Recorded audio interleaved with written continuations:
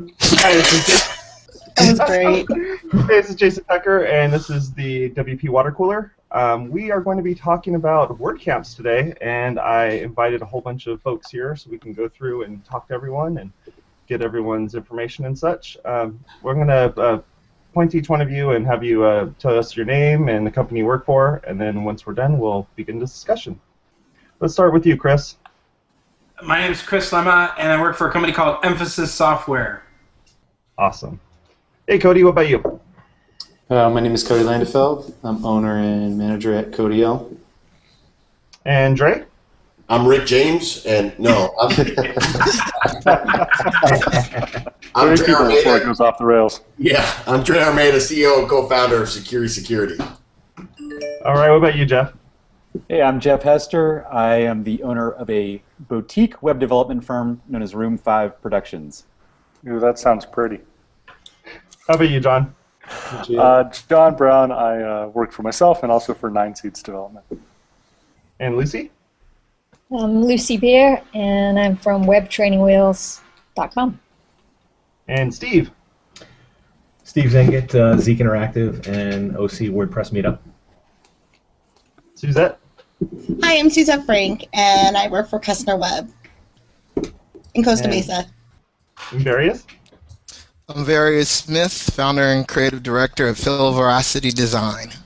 Awesome. I'm Jason Tucker, and I run a company called Tucker Pro.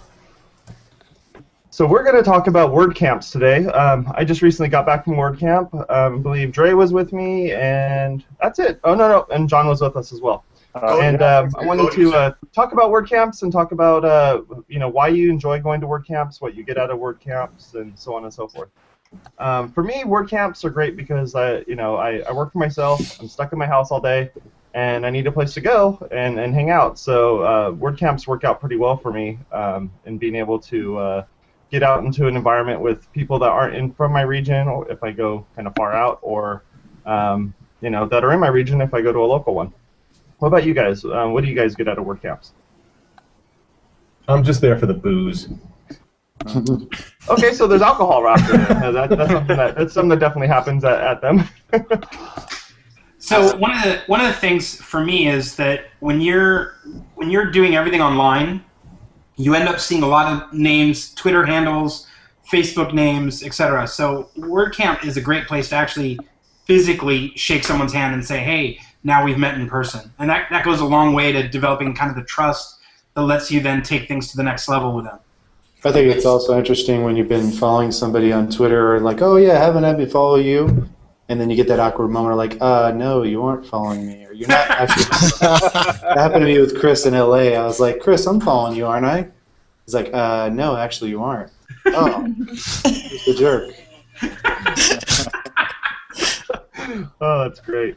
Hey, Jason, for me, I think it's changed over time. The first WordCamp I went to was in 2007 up in San Francisco. And at the time, I was kind of new to WordPress.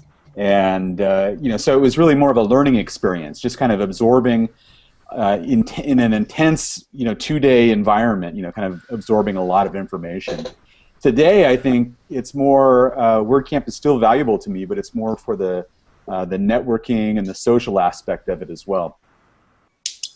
Yeah, I'd echo all of that stuff myself too. I mean, the first few I went to, I was in every single session just absorbing every bit of knowledge, and now I can go and network a bit more and pick and choose a few sessions. There's still, every WordCamp I go to, there's still stuff to learn. I mean, just amazing speakers every time. I think there's a good sense of contribution too, right? So I know that a lot of the events that I go to, I don't tend to sit in a room for a lot of it. I tend to be in the networking side more than anything, like what most of you said. But going out there and actually speaking, right, giving out good quality content, contributing back in person versus just online to an area that you're really close to. So that's a big important piece of why I attend or send folks to attend to get good content out there. For me, it's all about the community aspect. That was the thing that I always get from pretty much every WordCamp, is that it really actually feels like a community, which is not something that I've experienced a lot in other industries or whatever. So that's what I like about it. Like, you go to this place and everyone is passionate about the same thing, and it's all kinds of different people that are using WordPress in different ways, and you really feel like you can talk to anyone there and you can exchange ideas, and I don't know, that's just that community feeling is what I really love every time. Yeah, one of the things that I love about WordCamps versus a meetup, and I didn't mention I run a meetup group myself in Maui, is at the meetups you get great local networking, but at the WordCamps you have the opportunity to network in a much broader context and also learn expertise in a much broader context. The speakers you get at a WordCamp are such a level above what you might see locally. Even in a great local area like the Orange County WordPress meetup, you get great speakers at those meetups, but there's always a limited pool to draw from, whereas WordCamps get a whole national or even sometimes international draw of speakers. That knowledge sharing is huge. Absolutely. As an organizer of WordCamp San Diego the last 2 years running, how do you think I got a better sense of, hey, I can really do this? Where did I pick up tips on how I could be more successful to bring out a good quality event to everybody? It's attending WordCamps, talking to other like organizers that have had successful events. The amount of information and knowledge that I could bring from that over at WordCamp San Diego was the foundation to really making a great event. So that's been a big deal for me as well. For me, I don't think anyone's mentioned yet, but the big draw for me is just having that intensive learning in one day and going to get all of that, because there's not really classes out there that can teach you the same type of stuff. This is all from the community and what they deal with on a daily basis, and that's very valuable to me. I think it's great that you have all those discussions, like Dre was saying, having all those discussions in the hallway. You know, not even being in one of the rooms, usually there's multiple tracks and such in these things. And, you know, just going from track to track and getting pulled aside and end up missing an entire presentation because you're having a really great discussion with somebody, I think is probably one of the biggest things that I get out of it. And I think the best sessions that I've attended at WordCamps are the ones that are meant to be conversational. They're the ones that aren't led with a strict agenda, so they ask for audience participation. Huge. Or the panel discussions. I think I've been to a few WordCamps where they have panels, and either it's like an agency-related panel. I think those are really valuable for people who are running a business and whatnot. So, I mean, we were even talking, Shane and I, about my UX talk. He was, you know, he had thoughts about UX and whatnot. And he was saying we should touch on this subject. I'm like, man, we should like team up and do a panel about UX, because nobody holds the card truly on how to do things, you know, the most right way. So I think, you know, discussion is where it's at. Yeah, we've taken that approach here with the security talks a little bit more lately. We did it in Baltimore. We're going to do it again in Philadelphia. So, I mean, it's a good way to interact and get people's opinion on security. And to get that conversation started, it's an important topic, at least in my opinion. How can we interact and get those questions answered there live? So, great way to interact. Yep. I think that's one of the beautiful things about WordCamps is that you get a chance to see lots of different ways to do the same thing. And so, you know, there's never one approach that will work in every situation. You get to see how other people solve similar problems, and it opens up doors to new ways to do things for yourself. Totally agreed. Yeah, and when is WordCamp Maui again, John? We're working on it. All right, did you want to announce the date on this show? Yeah, I think you just got your first 10 attendees. I'm in. Yeah, I would love that. Attendees and speakers aren't the problem. It's just the logistics of it. I'm working on it as soon as I get home, but as I think a few people here know, I'm actually currently in Vegas, recovering from WordCamp Las Vegas. WordCamp Vancouver, BuddyCamp Vancouver, and then headed out to WordCamp Philly. So I'm here on the mainland all month. But as soon as I get back to Maui, which should be around Halloween, I'm to start in earnest looking for locations and venues and what dates would be most likely. So awesome. That's awesome. Congratulations, John. Congratulations, buddy. Yeah. Thanks, man. Yeah. I'm really excited about the Buddy Camp. I got live stream tickets for that in Vancouver. Cool. That's going to be exciting. Very much. So we're, Yeah, I'm really looking since we're all forward to stateside here, it looks like all United States at this, with the collection of people we have here today. Where's the furthest one you've gone to, and what was the reason why you went there? Ooh. Well, I went San to Diego. Toronto. 2 words: Austin barbecue. San Diego, but I only go to Vancouver San last year for me. I went to Seattle. I think that's the furthest one. Nice. Yeah, San Francisco for me. Same here. I was Yeah, in. San Diego, not too exciting. I was in Of course San that is Diego. exciting. In San Diego, and I went to Toronto, but I was headed to Toronto mostly because I was doing some other business up there, and so I just carried off into the weekend and scheduled when I'd be up there so that I could do the WordCamp up there. It was pretty fun. Nice. Very cool. Cool. Where's one that you've heard about that you'd love to go to more because of the location than because it's going to be a great WordCamp? Australia. Maui. San Francisco. Maui and Paris. I don't really know. Yes. I don't really know how that Maui one's going to work out, but I'm willing to sacrifice a trip and head out. It's a Maui would dream job, be but nice. somebody's got to do it. Yeah. You got to suffer through it. Yeah. It's going to be such a hard trip. I mean, your whole family's going to want to go at that point, right?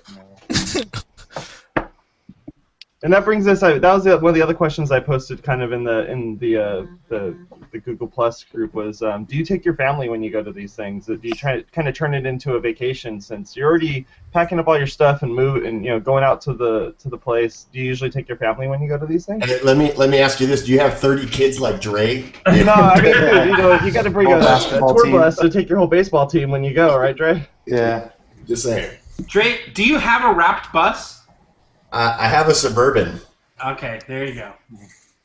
So, Nice. so I travel enough for regular work, about 30 to 40%. So if I'm going to be speaking on a weekend, and it's close by, so within an hour or two, then I will try and take the family. So I've taken them to, from down here in San Diego, I've taken them down to downtown San Diego. I've taken them up to Orange County in LA. And I think a year or two ago, I took them out to Vegas. So I'll take them mostly because it still gives us some additional time to connect on the weekend, and that's our family time. But other ones that are further, Chicago and Phoenix and Toronto, I've not taken them with me at all. I'm not paying to fly them anywhere. That's true, but I mean, since some of us are independent, and when we're already shipping ourselves out someplace, it might make sense to take your family with you as well, just to kind of turn it into a family event. I'd imagine that at some point soon here, in an upcoming San Francisco trip, I'd love to take my family up there. Oh, I don't know, maybe a WordCamp Inland Empire in Southern California. Maybe I can bring everybody at that. That's it. Come Everybody on. wants to go to that one. Just saying. Inland Empire. WordCamp Fresno. Well, you know what, Dre? You brought up a good topic. It was one of the little subtopics I wanted to talk about was the local meetups as well. A few of us are in various regions, and some of us go to Steve's meetup over at the OCWP. Have you gone to other ones? I've only been to OCWP and to the one that Suzette does.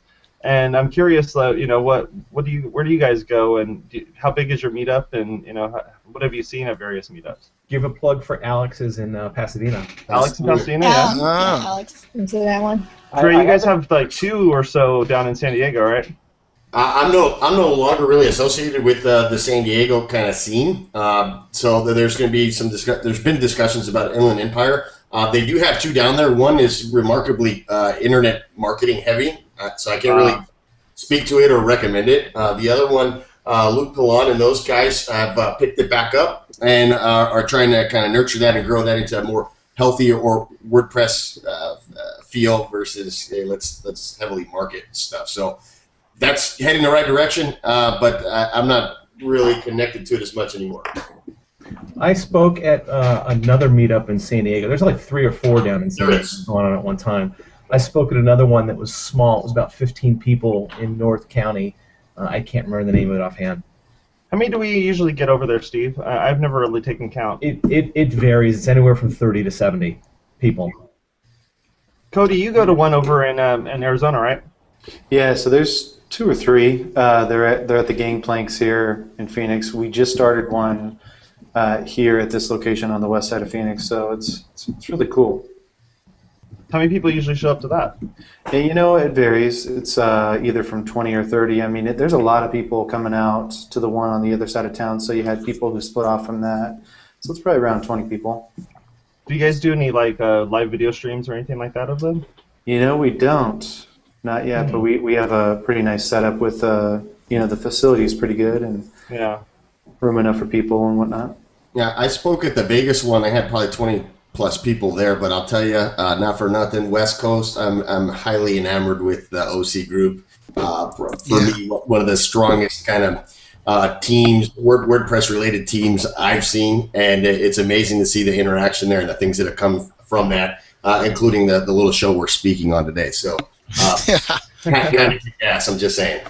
Alex got a few. There's the one that's called the SoCal WordPress Meetup Group, which is generally a West Side LA one that's got a ton of members. They've been going for a long time. They haven't had as many meetings of late, but when they do have them, they get a really good attendance. And then you've got Alex's in Pasadena, and Andrew Bela from the group is starting one in Topanga as well.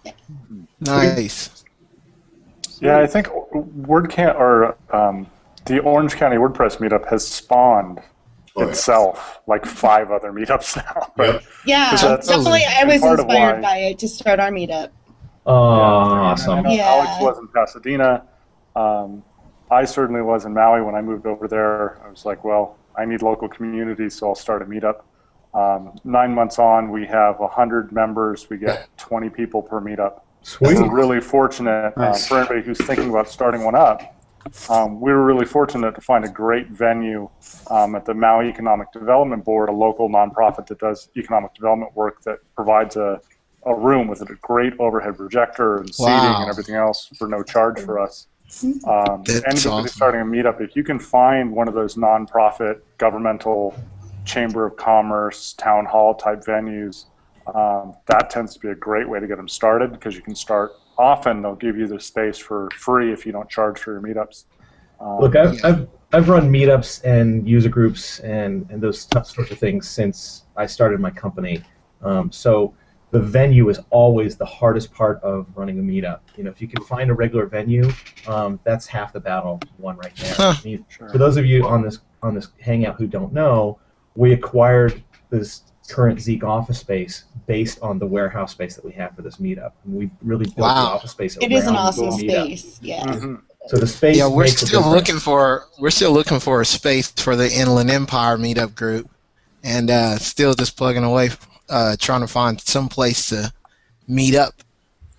Yeah, it's hard. I mean, there's pop-ups that move around, right? There's like, which Starbucks are we going to do a meetup at? And you'll never get more than 5 people or 10 people because there's not space for it. It's too irregular. Having a regular space and a regular date, I think, is really key to making them take off. Absolutely. Well, foundationally, if you've ever organized a WordCamp, it's the same thing, right? If you don't have the venue kind of set, it's very challenging to build off of that. That's again, foundationally one of the most crucial things to consider when setting up that type of event. Yeah, they're doing some great stuff. I mean, just even the smallest things of you know, collecting lanyards and sending them back to, you know, to home base and then distributing those back out to other places, so we're not, you know, not wasting lanyards. You know, these small little things to very big things like I'm trying to find a venue, help me out here. I'm trying to you know, they help you put together the page on the website so that you can have everything all set up and be able to accept ticketing and all that sort of thing. It's a great setup. Now, one of the things I wanted to talk about a little bit here is we got a few different things that are coming up in the next couple months here. One being Pressonomics, and I'm kind of curious what your guys' thoughts on Pressonomics. What's Pressonomics? Is anyone going to Pressonomics? All right, so what is that? I'm not going to it, so I was hoping that, you know, someone would be able to jump in. I'll run kind of my opinion on it. Pressonomics is an event that's going to bring together different industry providers, people related to WordPress that own businesses, that provide services, that provide products into our specific ecosystem, our niche. Okay, And it's pretty close niche. It's 100 to 200 attendees, and it's really to drive kind of that next level of the ecosystem, not just the end users and the educational topics there, but how as leaders in the space in terms of providing these types of business services and products, how can we make things better for our community, right? And so they're bringing together a bunch of folks in Arizona. It's next month, and I think it's showing the level of movement in our community, the level of growth. It's natural progression. I think that we move away from just providing the educational and interaction piece at the WordCamp level. Now we're able to interact at that service level, and it'll continue to grow. It's just, again, natural progression in my opinion, and I think it's going to be a healthy thing to bring to the community as a whole. Yeah, it's going to be exciting. It's too bad I didn't have more notice because the guy responsible is actually sitting behind me. So that's awesome. I love how communities get together. Well, tell that guy to get a haircut. I'll let him know. And the other thing that's coming up is the WordPress Community Summit, which is sounds like a pretty interesting thing. Dre, was that by invitation, or how's that set up over there? So that kind of similar in terms of what they're doing.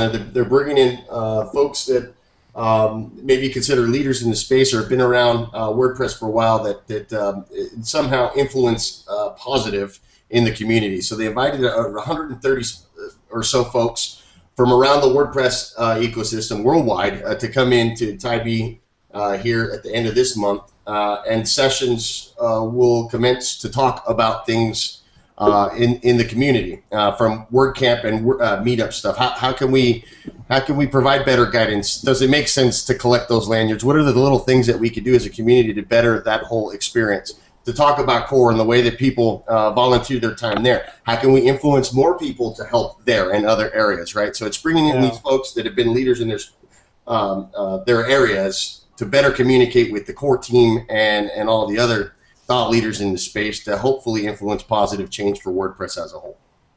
So. Yeah, I mean we're all here to either make money in WordPress or work with WordPress to build either communities or build websites or so on and so forth, and it just makes sense to have a bunch of people get together, especially core individuals that are part of building WordPress and people that are invited and such to get together and kind of figure out what where should WordPress go in the future. Is this something that you guys would be interested in going to at some point, or going to any of these types of kind of larger events? Yeah, I mean, I tend to be pretty opinionated about stuff. I'd love to go to something like that. No, it's not just that, right? But one of the things I was going to ask about the Community Summit is, it seems like it's going to be a lot of different things. Lately, I've heard a lot of talk about clarifying what WordCamps are and how to run them and give advice to people. There's a lot of talk about developing more manuals, codex-type documentation for things. I haven't heard lately much about talking about some of the pain points in WordPress code that might get addressed or haven't been getting addressed and kind of linger because of the open source nature of things.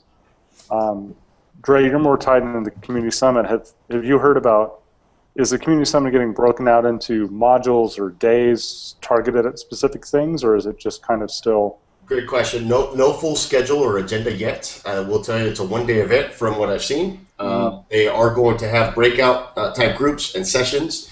I know a few very, very vocal people. They may be attending.